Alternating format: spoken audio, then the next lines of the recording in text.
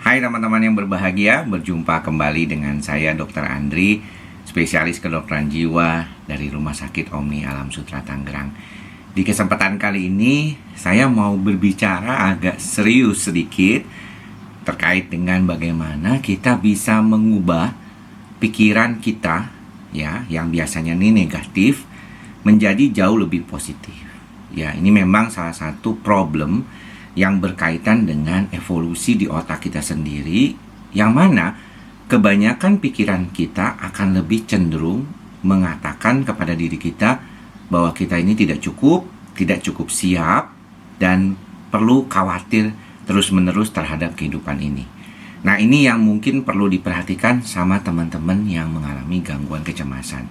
Nah, kalau kita lihat sebenarnya problematika seperti ini bukan cuma alami ya oleh teman-teman yang mengalami masalah kecemasan, tetapi juga oleh semuanya. Banyak di antara kita yang mungkin mengalami kekhawatiran yang berlebihan. Nah, dalam kesempatan ini saya sudah memberikan beberapa tips ya bagaimana mengatasi pikiran negatif yang saya dapatkan dari buku Declutter Your Mind.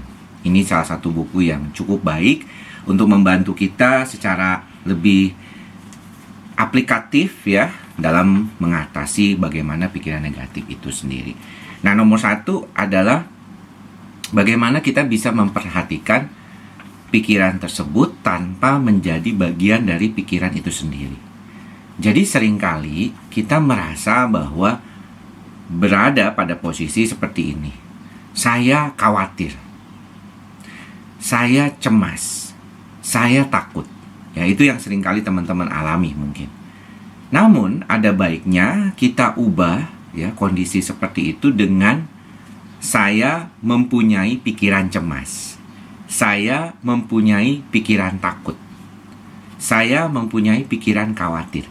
Jadi, saya punya sesuatu, ada yang dipegang. Misalnya ada barang seperti ini, kita pegang. Ya, barang ini adalah sesuatu yang dianggap sebagai sesuatu yang di luar kondisi kita, ya, di luar keadaan kita. Jadi artinya benda ini atau barang ini itu kita bisa singkirkan, seperti juga pikiran negatif kita tadi. Jadi jangan membiarkan pikiran negatif itu menjadi bagian dari diri kita, tapi dianggap di luar. Kayak saya pakai baju ini, saya nanti bisa lepas baju ini. Jadi ini bukan bagian dari diri saya gitu. Itu ya teman-teman, mudah-mudahan bisa berlatih. Jadi kalau ada pikiran negatif, Anda hanya bilang kepada diri Anda bahwa oh, ini saya sedang dalam keadaan punya pikiran negatif. Oke, nggak apa-apa pikiran negatif itu ada, tapi saya mau taruh. Ya, kalau memang saya sudah tidak memerlukannya misalnya, ataupun mungkin saya kira memang tidak perlu. Ya, kadang-kadang mungkin kita mau menghadapi sesuatu, kita mengalami suatu proses seperti perlu kita mengalami kecemasan misalnya awalnya. Nah, yang kedua adalah namakan pikiran tersebut. Ya, jadi tadi si khawatir, si cemas, si takut, si pikiran-pikiran psikosomatik ya, ataupun pikiran sedih, pikiran yang tidak bahagia misalnya, itu diberikan nama. Dan dia tahu bahwa situasi itu hanyalah berupa sesuatu yang tidak kekal. Artinya barang yang tadi saya pegang ini kita bisa taruh. Ya, barang itu masih ada dong. Kita bisa lihat. Iya, tapi kita menganggap ini di luar dari kita, bukan bagian dari diri kita. Sehingga kita punya nama nih. Oh, ternyata kalau ini datangnya pikiran cemas nih namanya. Oh, ini cemas nih. Ya, nanti kita akan belajar bagaimana caranya supaya cemas itu kita bisa tanganin gitu kan. Tapi yang paling pertama adalah memisahkan dulu pikiran negatif ini dari tubuh kita, dari kondisi keadaan kita sehari-hari. Itu yang penting ya teman-teman. Yang kedua adalah katakan tidak memang ketika setiap pikiran itu datang. Karena kalau misalnya dia datang, kita bilang oke, stop. Ya, sudah. Kamu nggak usah datang, misalnya satu. Atau oke, kamu boleh datang, tapi nggak boleh lama-lama. Ya, jadi setiap pikiran itu datang, kita, oh ini si cemas nih lagi datang. Baik, kalau begitu kamu boleh ya tinggal sebentar aja. Aku kasih waktu nih 5 menit buat kamu misalnya. Atau jangan lama-lama deh, 1 menit atau 3 menit. Setelah itu kamu harus bubar ya, harus keluar dari sini ya, ataupun dari ruang tamu saya gitu. Makanya saya suka menganalogikan bahwa pikiran itu seperti kayak tamu yang datang aja gitu. Si panik itu datang sebagai tamu ya, kebetulan dia nggak diundang gitu. Kamu nggak diundang nih, aku tahu nih kamu panik ya, kamu harus pergi ke sana ya. Ini yang paling penting, bagaimana kita menamakan dan kemudian kita tahu kalau dia datang.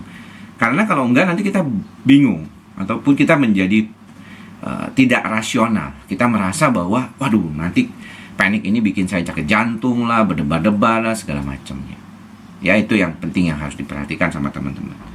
Kemudian yang keempat adalah mungkin teman-teman bisa menggunakan alat bantu seperti karet gelang ya, karet gelang atau rubber band ya. Biasanya saya nggak tahu, oh ini dia nih, ada nih ya, rubber band seperti ini misalnya.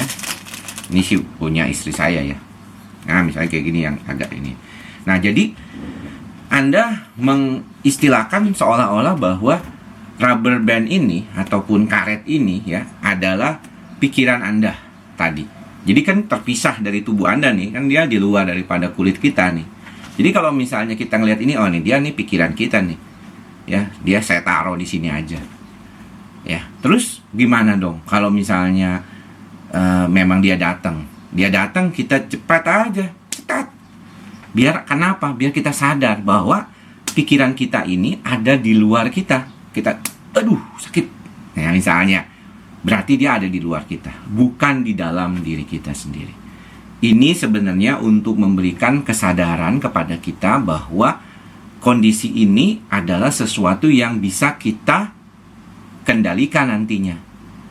Nah, bagaimana kita bisa mengendalikannya adalah dengan pertama mengetahui sumber ataupun pemicunya.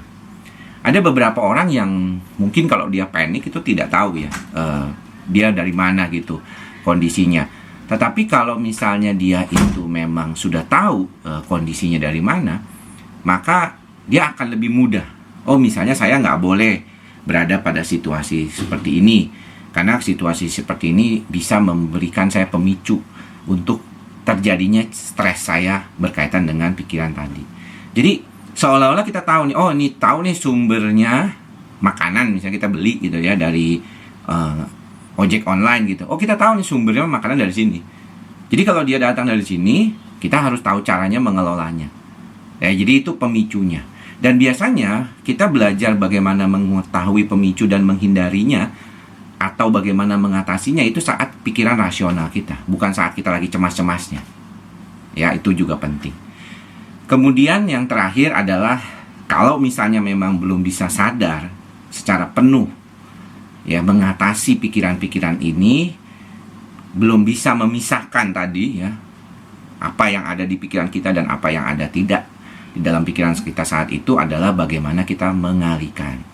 Jadi ketika Anda sedang dalam kondisi cemas, panik, pikiran negatif, maka Anda berupaya untuk mengalihkan perhatian ke hal-hal yang bisa Anda lakukan. Saya kira ini cara yang paling bagus banget nih kalau misalnya kita mengalihkan pikiran kita dengan cara mengenakan seperti ini. Saya pernah lihat salah satu film ya, di film Hollywood ya, kalau nggak salah yang memerankannya itu Ben Affleck ya. Jadi dia ketika ada pikiran yang cemas ataupun dia mau tantrum, dia cepit-cepit ininya supaya dia sadar pada kondisi here and now-nya, saat ini dan sekarang. Jadi bukan dalam artian memberikan kesempatan untuk dikuasai sama pikiran cemas itu, tetapi lebih buat untuk mengalihkannya ke keadaan sekarang. Dan kita yang mengendalikan pikiran cemas itu. Oke? Jangan lupa tetap untuk berlatih mantra kita bersama, ikhlas, sabar, dan sadar. Mudah-mudahan sedikit apa yang saya sampaikan pada kesempatan kali ini ya, karena saya jarang biasanya bikin video dengan format pakai khusus seperti ini. Biasanya saya pakai handphone saja ya, di komputer, di mana gitu ya, saat saya lagi sedang luang waktunya. Tapi sengaja saya khususkan untuk membuat video ini dengan format yang lebih bagus suaranya dan gambarnya, supaya teman-teman lebih memahami kondisi seperti ini jauh lebih baik lagi ke depannya. Diulang-ulang ya, videonya boleh disebarkan ke teman-teman yang lain yang butuh, dan Anda sendiri boleh mengulang-ulangnya setiap hari supaya lama-lama bisa lebih baik. Saya pun selalu belajar seperti yang tadi saya lakukan sebelum membuat video ini. Terima kasih teman-teman semua. Semoga semuanya sehat, semoga semua makhluk berbahagia. Sampai bertemu lagi di lain kesempatan. Salam sehat jiwa. Bye-bye.